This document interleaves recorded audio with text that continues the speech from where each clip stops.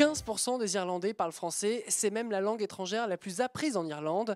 J'ai rendez-vous avec Fabienne Clairaut, directrice de l'Alliance française de Dublin.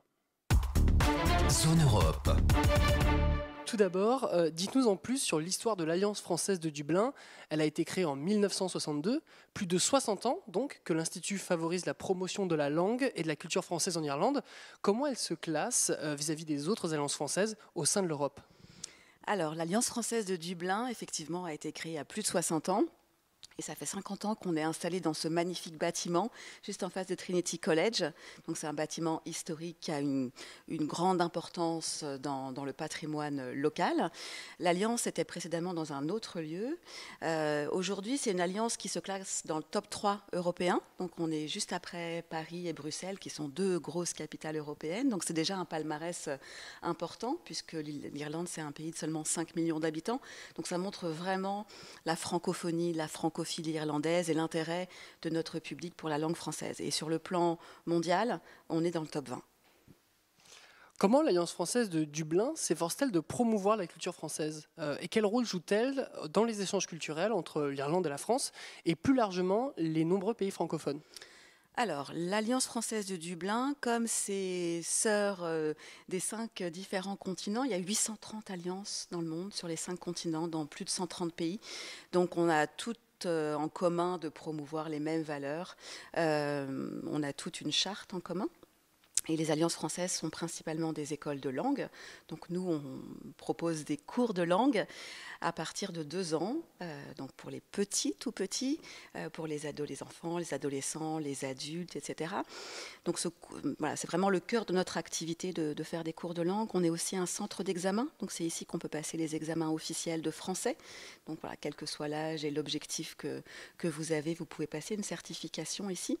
On est également un centre de formation de formateurs. Donc c'est quelque chose que font seulement les très grandes alliances. Ça veut dire qu'on forme les professeurs irlandais qui enseignent le français, aussi bien dans les écoles secondaires que dans les écoles primaires. Et ça, c'est quelque chose de nouveau, puisqu'avant, en Irlande, on n'apprenait pas de langue étrangère en primaire. C'est quelque chose qui se met en place progressivement et normalement qui devrait être obligatoire à partir de 2025. Donc voilà. Et puis sur le plan des événements, c'est le 4e axe de notre action et c'est un des principaux, puisque là, pour le coup, on est classé numéro 1 à égalité avec Paris. En nombre d'événements, on fait 150 événements par an et on accueille à peu près 10 000 personnes dans nos différents événements. Alors, on met en avant ce qu'aime notre public. En Irlande, les gens aiment la musique, la littérature, donc c'est évidemment des secteurs sur lesquels on est très fort. On a un célèbre festival littéraire franco-irlandais qui met en avant les 3 langues, le français, l'irlandais et l'anglais. Et on va célébrer l'année prochaine les 25 ans de ce festival. Et puis on essaye d'aller sur des territoires un petit peu plus originaux, moins connus. On a un grand festival de la bande dessinée. Pareil, on va célébrer le 10e anniversaire du festival. En général, c'est en mai. Et puis on a toutes les festivités du mois de la francophonie en mars. Et là, on met en avant plutôt le cinéma. Et puis à côté de tout ça, on a des expositions, des conférences. On essaye aussi de mettre en avant le français, pas uniquement comme une langue des arts et de la culture au sens strict, mais aussi comme une langue de la carrière, de l'employabilité. Et on a lancé l'année dernière une série qui fonctionne très très bien, qui s'appelle Business Rendez-vous. Donc on accueille des chefs d'entreprise français ou qui ont un lien avec la France et qui montrent le dynamisme des échanges économiques entre nos 2 pays. Quelque chose qui est en croissance exponentielle depuis le Brexit.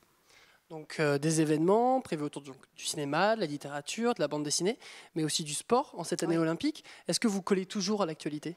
Absolument. Dans le sport, c'est évidemment très très important. L'année dernière, on avait fait des cours spécifiques, des ateliers.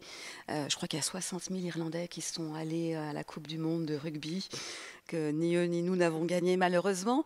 Et donc, on avait mis en place juste avant la Coupe du Monde de rugby des ateliers pour apprendre le français avec cet axe participer à une compétition de rugby, connaître le vocabulaire, aussi bien du sport que de ce qui se passe après le match. Donc là, on refait la même chose pour les Jeux Olympiques et Paralympiques et on est juste en train de concocter le programme. Donc c'est quelque chose qui va se décliner à partir du mois qui vient, les semaines qui viennent, mai, et puis jusqu'au début de la compétition.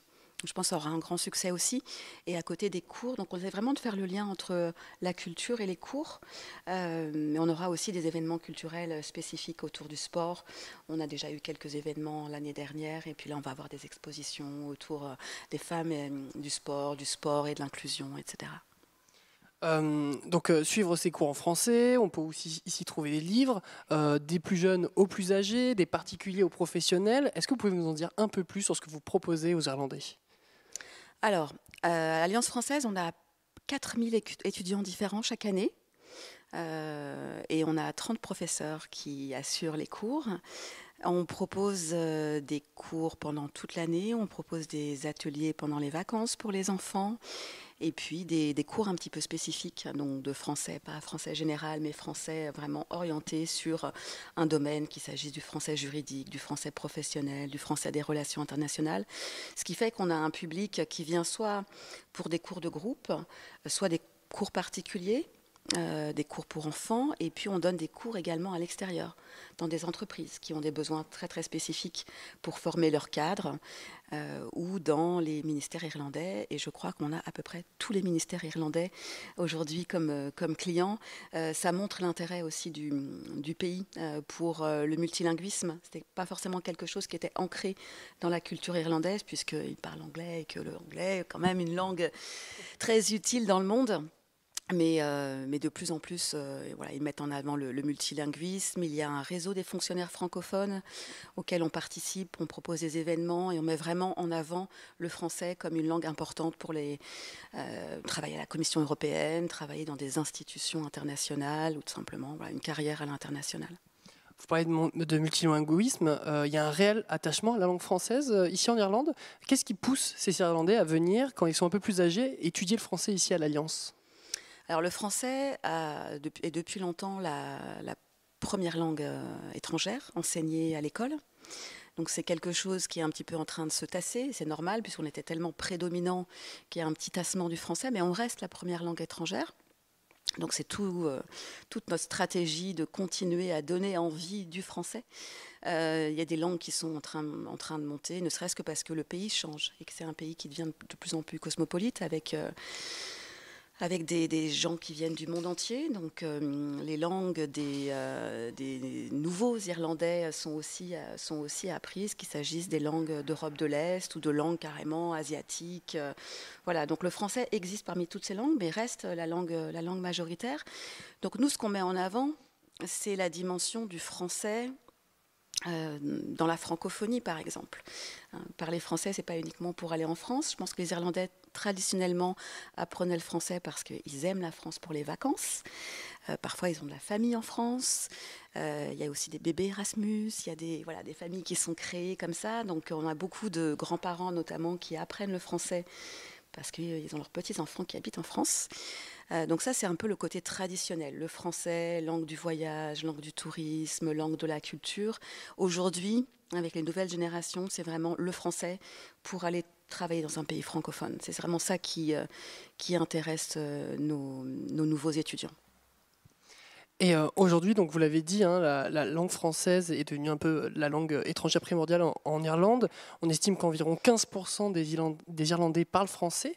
Ils commencent assez tôt. Vous m'avez dit, on commence les langues étrangères dès le CP. Le primaire, le primaire. En fait, c'est tout nouveau. Là, c'est vraiment un projet pilote.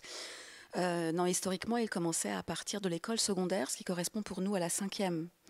Donc, avant, en primaire, ils apprenaient l'irlandais. Donc c'était un peu c'est pas une langue étrangère, mais c'était leur première autre langue à part l'anglais. C'est ça qui a fait que les langues étrangères n'ont pas forcément été enseignées en primaire. Et là, le projet pilote vise à apprendre beaucoup plus tôt. Et nous, on le voit quand les élèves, les enfants viennent à l'Alliance française et qu'on apprend une langue de façon ludique, qu'on regarde des dessins animés, qu'on entend des contes en français. Ça donne une image de la langue et un attrait pour la langue qui est beaucoup plus fort que si on l'apprend comme une matière à l'école. Donc, je pense que c'est une très, très bonne idée d'introduire les langues étrangères en primaire. Et nous, on forme les alliances françaises d'Irlande. On a 5 alliances en Irlande. Il n'y a pas que Dublin. On a 4 je veux dire, petites sœurs, parce que Dublin est vraiment prédominante, mais on a 4 autres alliances partenaires et amis qui sont à Cork, Kilkenny, Limerick, Wexford et Waterford. C'est une seule alliance sur 2 villes.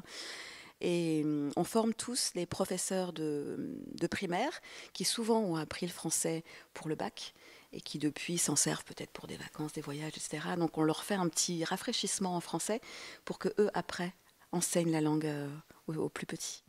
Merci beaucoup Fabien Clairaut. Merci. Zone Europe sur Sensation.